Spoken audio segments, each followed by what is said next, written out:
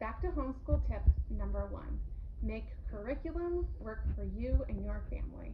Curriculum is only a guide. It does not need to be followed exactly.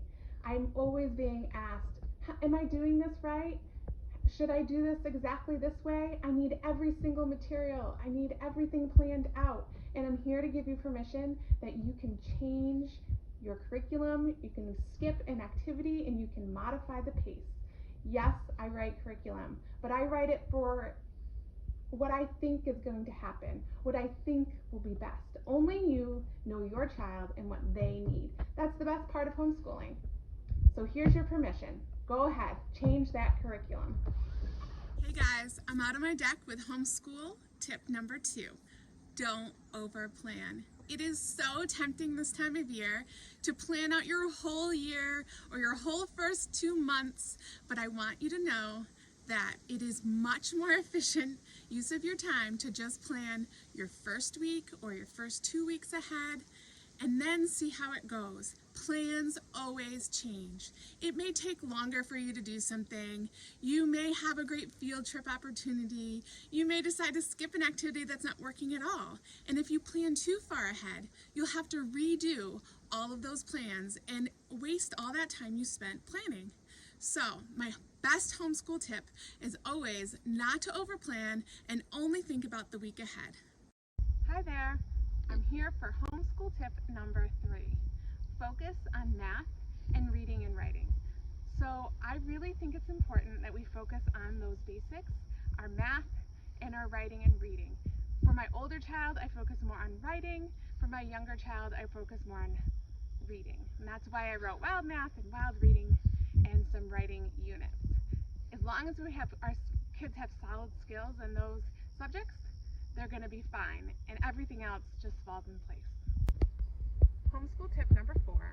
Last time I talked about how we focus on math and reading or writing, but what about those other subjects like science and history?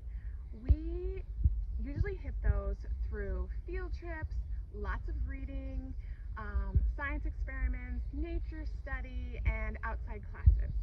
So we really find that we hit all of those subjects really organically, and it's just those really specific skills like multiplication that we target during what we call Power Hour, which I will talk about more in our next homeschool tip.